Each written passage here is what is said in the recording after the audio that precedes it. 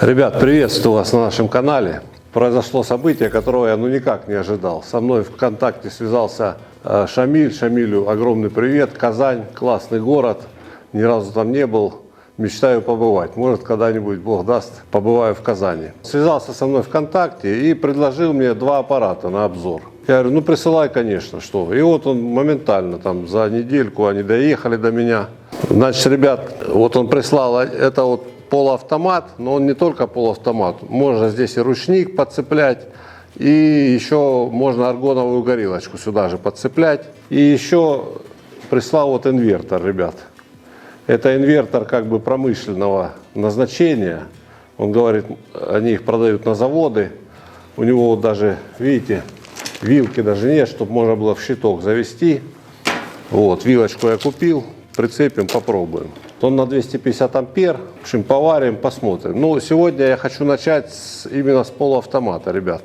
Потому что очень много в комментариях я читаю, очень большие запросы на видео именно про полуавтомат. У меня, как бы, ребят, своего личного полуавтомата никогда не было, никогда. Я, работал на заводе, там, в основном там промышленные машины. Я работал ЕВМ, полуавтомат, сейчас я работаю, у меня ESAP Aristamik 5000i. Кому интересно, можете забить, посмотреть. Машина там серьезная. А вот такого, чтобы для домашнего использования, у меня никогда не было полуавтомата. Поэтому давайте мы сейчас его настроим, все вам покажем, расскажем. В общем, ребятки, наливайте чаек, кофеек и погнали.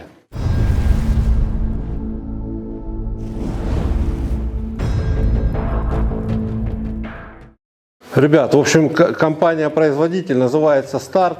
Это российский производитель. Производится все это в Китае, на китайском заводе, но производство заводское, понимаете. Вот на этот полуавтомат уже есть пару обзорчиков, я нашел в Ютубе.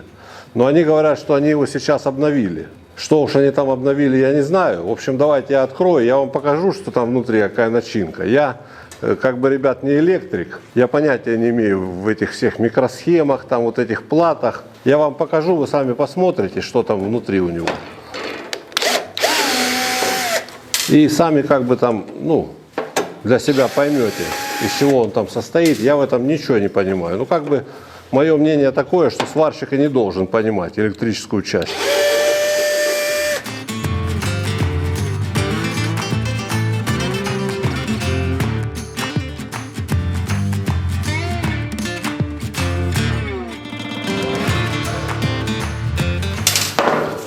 Так, все, ребят, открываем. Вот смотрите, плата, насколько я вижу, залита лаком. Лаком залита. Еще вот такая штучка. В моем ESAP, ребят, на работе тоже вот такая вот стоит штучка, плату закрывает. Не знаю, хорошо это или плохо. Вот двигатель. Вот можете посмотреть. Вот там диодный мост. Я в этом ничего не понимаю. Что там внутри? Я как бы варить варю, а что внутри аппаратов, я никогда даже не задумывался об этом. Я всегда в заводах, ребят, там дежурный электрик. Если что случается, позвал его, да и все. Вот, давайте с этой стороны теперь посмотрим. Вот эта вот катушечка, причем здесь левая резьба. Вот протяжный механизм. Один ролик. Сейчас давайте посмотрим, соответствует ли маркировочка или нет. Так, вот он ролик, вот 1 миллиметр. Он для миллиметровой и 0,8 проволочки, ребят, в комплекте стоит роличек. Не знаю, по канавкам не особо я понимаю, какая тут больше, какая меньше. Обычно на нормальных аппаратах, я думаю, здесь тоже так и есть, да. Вот цифры, какие мы видим, значит, то положение и стоит. То есть, если я вижу 1 миллиметр, значит, все, под 1 миллиметр и стоит ролик. Если переверну, будет под 0,8. Давайте я миллиметр пока поставлю, потом посмотрим. Это аппарат, ребят, такой для дома, для гаражных работ, для автосервиса, я думаю, самое то. Так, все, можно, давайте я теперь закрываю и посмотрим уже органы управления, подцепим горелочку и поварим немножко. Так, ребят, вот смотрите, в комплекте вот такая инструкция тоненькая. Здесь все органы управления. Давайте по ним как раз и пробежимся быстренько. Что мы здесь видим? Здесь выбор защитного газа, СО2, микс, то есть смесь, либо выбираем проволоку самозащитную. Вот я, кстати, сегодня был, ребята, в Leroy Merlin и купил Я даже не ожидал. Смотрю, лежит самозащитная проволока, какая-то сварец, ну, делается в Китае. Я еще обязательно куплю когда-нибудь хорошую проволоку, там, есабовскую какую-нибудь, сравним.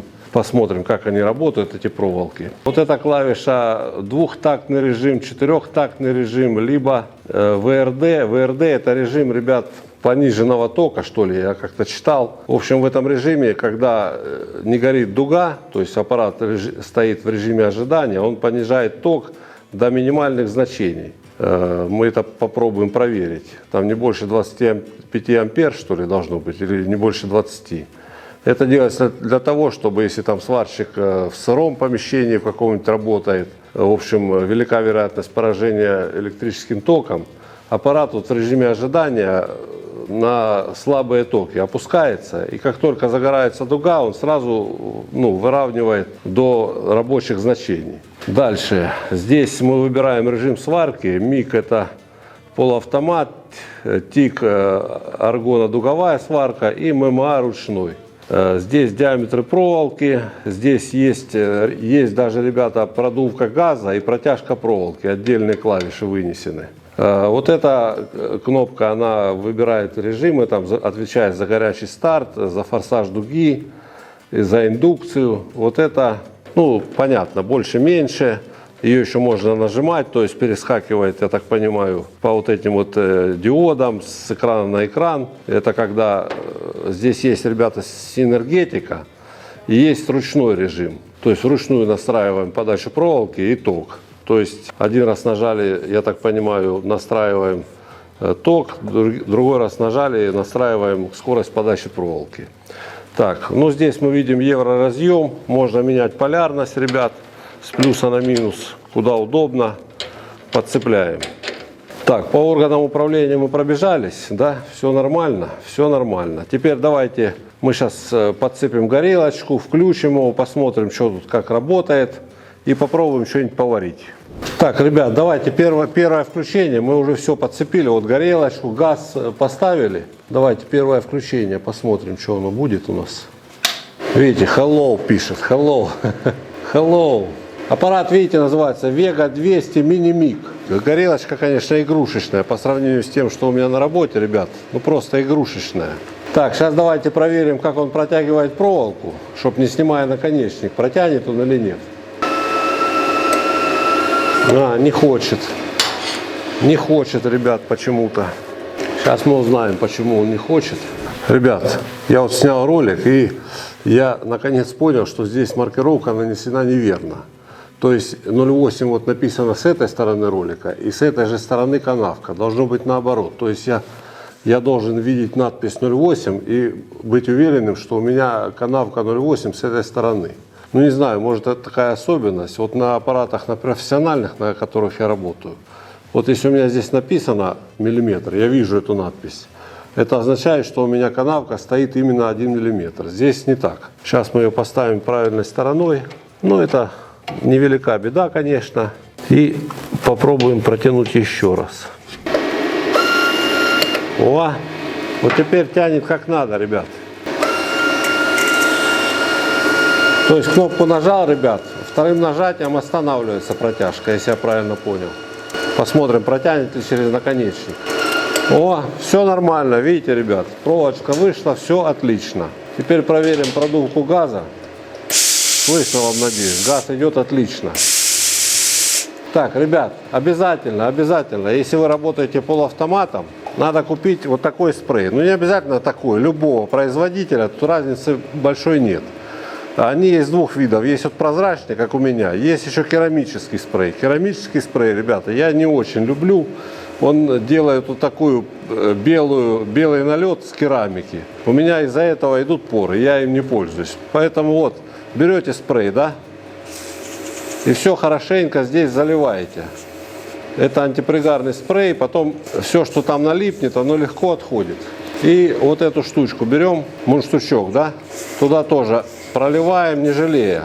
Это первый раз, когда новое, пролили, на место поставили. Потом, когда забивается брызгами, ребят, я снимаю, вычищаю, потом одел и прямо вот так беру, туда залил и готово. Так, ребят, что?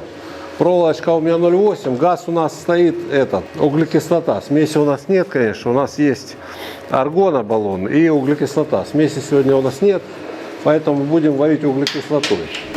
Давайте попробуем поставить какой-нибудь режим. Так, что вот у нас стоит СО2, 4-тактный режим.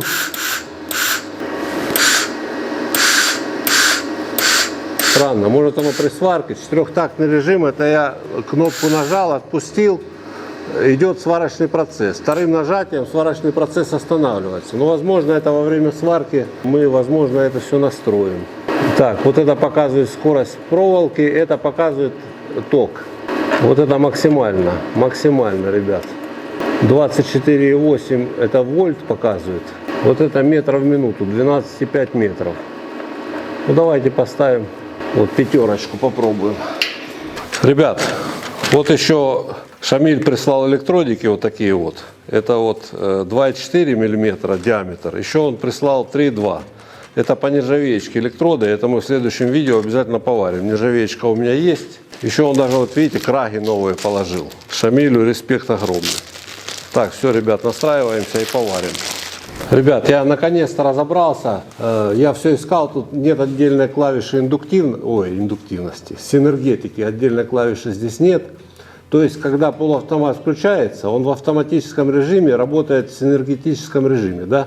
Если хотим ручной режим поставить, то вот этой клавишей, вот здесь есть такой светодиодик, написано SP. Это ручной режим. В этом режиме мы вручную настраиваем ток и подачу проволоки. В общем, давайте я сейчас поварю что-нибудь, попробуем, ребят, как он варит, посмотрим. Новые краги, ребят, новые. В общем, ребят, план такой. Давайте я сейчас просто попробую, первое свое впечатление, а потом мы уже поставим фильтр, покажем вам сам сварочный процесс. У меня вот толстый металл, конечно, он для толстого не предназначен металла, посмотрим.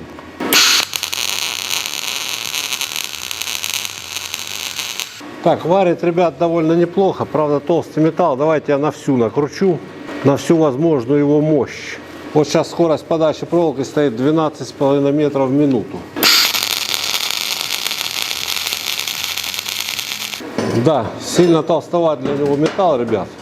Сейчас давайте я попробую вертикальчик.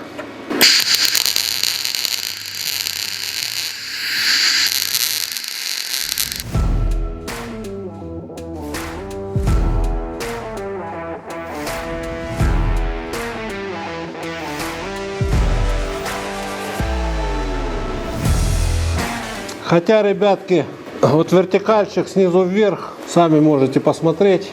Видите, как варит? Отлично варит. Вот десятка металл, снизу вверх, просто супер. Ложит металл как надо. Так, давайте, ребятки, сейчас все-таки этот аппарат для тонких металлов больше предназначен. Давайте сейчас мы подготовим какие-нибудь там профильки, поварим, посмотрим. Настроим фильтр, покажем вам, как он работает, да? Давайте, никуда не уходим. Сейчас мы все приготовим, к вам вернемся. Ребят, вот вы просили в комментариях показать, как варить тонкий металл полуавтоматом. Я что хочу вам сказать. Полуавтомат — это как бы самая такая сварка для тонких металлов, самая та, которая нужна. Потому что во всех автосервисах варят вот эту жесть именно полуавтоматом. Никакой нет проблемы. Вот я нашел профилек. У нас, к сожалению, 1,5 миллиметровой толщины не нашлось. Вот 2 миллиметра стеночка профилек, да? Давайте сейчас состыкуем, поварим. Сейчас я вам, кстати, покажу, там тоже в комментариях меня ребята просили, как варить, чтобы было меньше наплывов. Имеется в виду, когда вот шов ведем, да, и остановились. Надо начинать, и вот в месте, где начинаем, получается наплыв. Сейчас я вам покажу, как этого избегать. Так, ребят, давайте пробуем, варим профилек.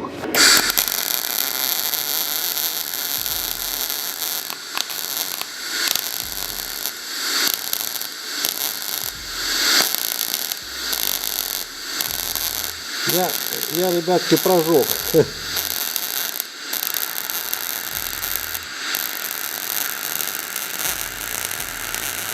Я, ребятки, немножко прожег, поэтому ток надо убавлять.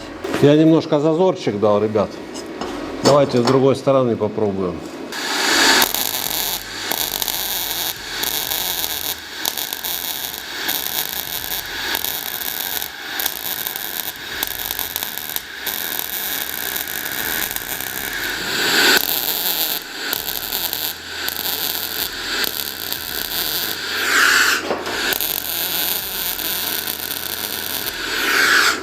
Ну вот, ребятки, видите, это, конечно, тут надо ток попробовать поднастроить.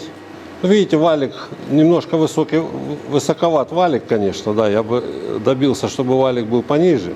А так вполне себе нормально. Вот тут у меня был большой ток, я ее прожег насквозь. Металл тоненький. Ребят, полуавтомат варит тонкий металл без всяких проблем. Без всяких проблем. Давайте я сейчас, ребят, вам покажу, конечно, ток побольше поставлю. Как варить, чтобы не делать наплывы, да? Чтобы у вас было как можно меньше наплыва. Вот, допустим, у вас вот отрезок трубы, да, и вы знаете, что вам придется делать остановку. Вот, допустим, здесь начали, да, вот здесь остановились. Потом отсюда начинаете, ведете дальше. И в этом месте получается наплыв. Чтобы не допускать таких наплывов, надо варить немножко по-другому. Это способ, я не помню точно его название, но, по-моему, как-то обратно последовательный, что ли. Точно не могу сейчас сказать. Мы так варили нержавейку. Причем при таком способе, ребят, металл ведет меньше. Деформация металла происходит. То есть, если вам надо заварить вот эту с остановкой, начинаем не отсюда, а начинаем вот отсюда, да? Этот участок проварили, а потом этот шов догоняем. Отсюда начинаем и вот край шва, да, мы в него вплавляемся. Так наплыв получается гораздо меньше. Давайте сейчас я поварю, посмотрите.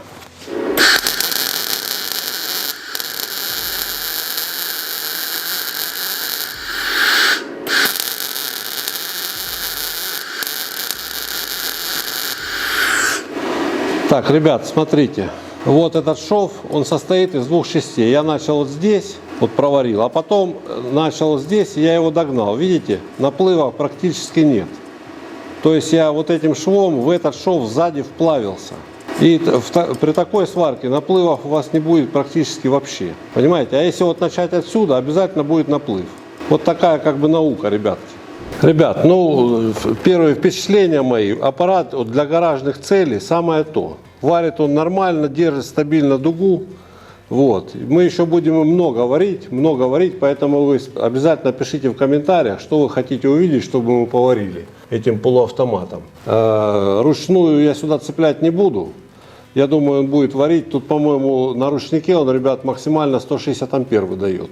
Но этого за глаза, для гаража за глаза. И, возможно, я в будущем еще докуплю сюда аргоновую горелочку. Я, ребят, не аргонщик. Аргоном я в жизни, просто так жизнь складывалась, что ну, не попадалась мне никогда такая работа, чтобы варить аргоном. Да? Вот у меня полуавтомат, полжизни, и полжизни ручная дуговая. Аргоном я несколько раз пробовал варить, но я не профессионал в этом деле. Поэтому, ребят, ради интереса я, наверное, прикуплю горелочку и потренируюсь варить аргоном. Посмотрим, может, вы мне что подскажете, там, какую технику такую интересную. Я, в принципе, знаю, как там водить этой горелочкой, но рука не набита. За весь свой стаж пришел к выводу, ребят, что большой разницы, чем плавить металл, нету. Я и газосваркой варил, и полуавтомат, и ручной. Как бы суть одна. Расплавить металл и уложить туда шов. Вот в чем суть. В общем, ребят, задавайте вопросы, постараемся вам отвечать на них. Аппарат вполне себе для гаражика самое то. Я оставлю ссылочку обязательно под видео, ребят. Кому будет интересно, переходите, посмотрите, сколько он там стоит. У них целая сеть, что мне понравилось, у них целая сеть по всей стране, по нашей, ребят.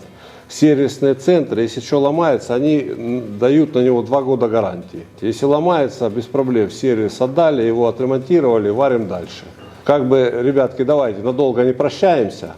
Задавайте вопросы, будем стараться на них отвечать. Подписывайтесь на канал, жмите на колокольчик, чтобы не пропускать наши новые видео. Всем пока, до встречи в следующих видео.